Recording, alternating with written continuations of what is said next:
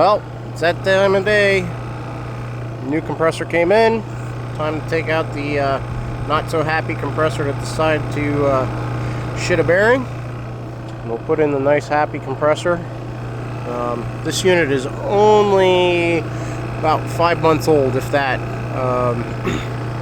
So yeah, get it working and get it happy again.